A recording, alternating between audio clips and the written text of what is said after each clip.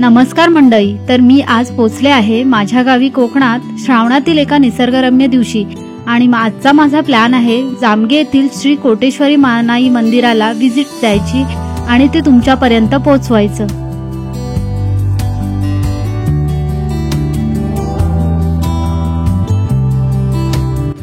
Hello friends, welcome to my new video. आणि आज मी खेड तालुक्यातल्या जामगे म्हणून जे गाव आहे, जे खेड तालुक्यापासून जवळजवळ 13 किलोमीटर आहे, इथे आपण येण्यासाठी इथे डायरेक्टली बसेस आहेत। त्याच्यानंतर तुम्ही पर्सनल व्हेकलने पण इथे श्री क्षेत्र कोटेश्वरी मानाई देवीचं मंदिर आहे आणि हे मंदिर खूप फेमस आहे, म्हणजे इथल्या स्थानिकांमध्येही फेमस आहे आणि इथले जे खेड तालुक्यामध्ये बऱ्यापैकी फेमस आहे। आणि ह्या मंदिराला आज आपण व्हिजिट करायला जाणार आहोत। हा शिवतर रोड आहे, हा शिवतर रोड मेन रोड आहे आणि इकडे लेफ्ट साइडला हे एंट्रन्स आहे। इथे एंट्रन्सने हे आतमध्ये जामगे गाव आहे, हा सगळा रोड जातोय आणि इथून आपल्याला आतमध्ये जायचंय।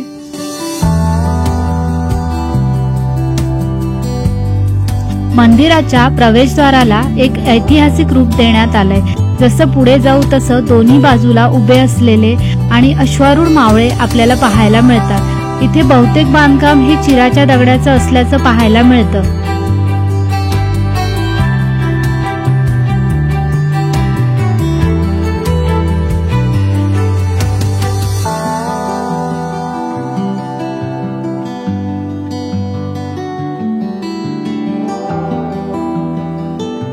मी आता मंदिराच्या परिसरात आली आहे। माझ्या मागेच इथे मंदिराचं जे मुख्य दरवाजा आहे, जिथे 2 हत्तींचे स्टॅच्यू आहेत, आपल्याला इथे व्हिडिओमध्ये दिसत आहेत। हे मुख्य दार आहे आणि इथून आपल्याला आतमध्ये जायचं आहे।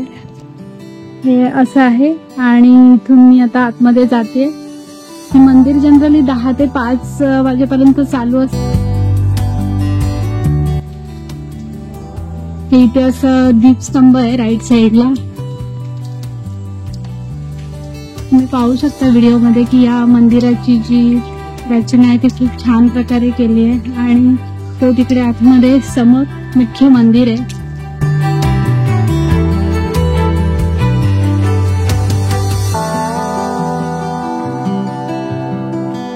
हे मंदिर 5 एकर मध्ये वसलेलं आहे। पूर्वी हे मंदिर कौलारू होते। 2002 साली या मंदिराचं रंगरूप पालटलं आणि 13 मे 2002 रोजी श्री गगनगिरी महाराजांच्या हस्ते या मंदिराचा जीर्णोद्धार झाला।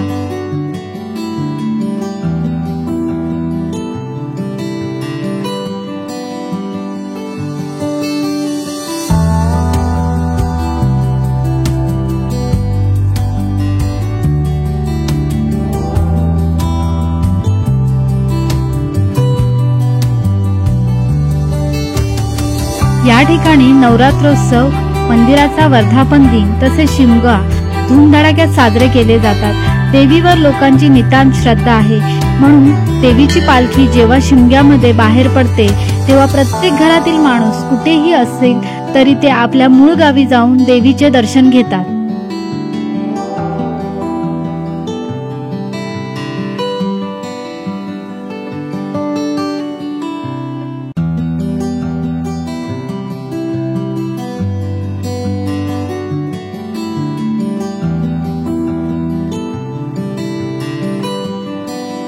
हा मंदिरातला मेन देवीचा गाभारा आहे आणि राईट साईडला आपण पाहू शकता तिकडे नवग्रहांच्या मूर्त्या आहेत आणि त्याची छान पूजा केलेली आहे। आणि लेफ्ट साईडला इकडे समोर नंदी आहे आणि समोर तिथे पाहू शकता आपण भगवान शंकरांची पिंड आहे।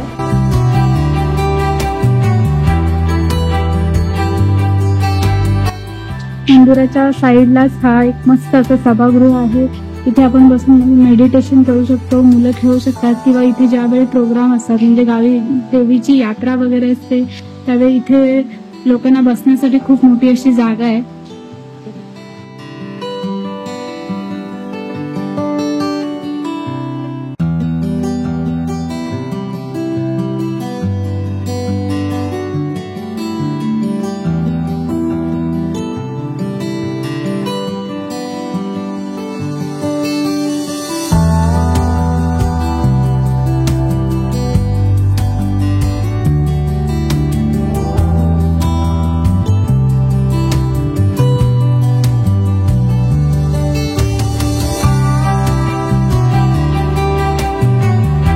इथे समोर असं छत्रपती शिवाजी महाराज दरबारात बसलेत असं दाखवलंय. राईटला तिकडे जिजाऊ मातेची मूर्ती आहे आणि इथे तानाजी मालुसरे आणि त्यांच्या हातात असा विडा दाखवलाय की विडा उचललाय त्यांनी. आणि ही जी सृष्टी आहे त्या सृष्टीवरच बाहेर असं लिहिलंय की आधी लगीन कोंडाण्याचं आणि मग रायबाचं. तर असा हा दरबार भरवलेला आहे. असा हा एक सीन यांनी क्रिएट केला इथे. खूप छान आहे. तुम्ही खेड तालुक्यामध्ये राहत असाल किंवा इथे आजूबाजूला राहत असाल तर नक्की तुम्ही हे एकदा मंदिर व्हिजिट करायला या. मंदिराच्या मुख्य दरवाजाच्या बाहेरच इथे हे आमच्याकडे सान म्हणतात याला. हे सान आहे. ज्यावेळी देवीची पालखी निघते, होळीच्या दुसऱ्या दिवशी ज्यावेळी देवीची पालखी निघते ती पालखी प्रथम इथे सानेमध्ये ठेवली जाते आणि लोक येऊन इथे आपल्या ज्या ओट्या वगैरे भरतात किंवा इथे पहिले देवीची पूजा होते, पालखीची पूजा होते आणि मग इथून प्रत्येक गावामध्ये ती पालखी फिरवली जाते.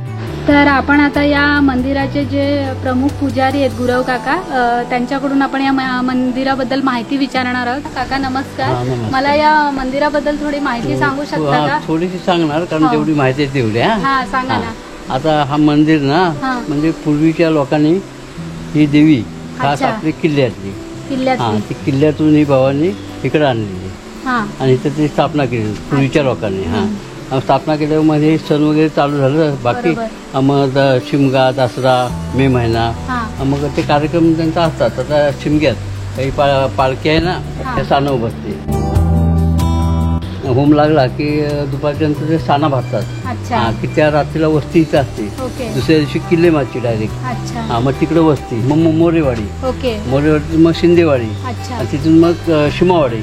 म्हणजे देवीची पालखी मंदिरातून निघाल्यावर सगळ्या वाड्यांमध्ये वस्ती करते प्रत्येक ठिकाणी.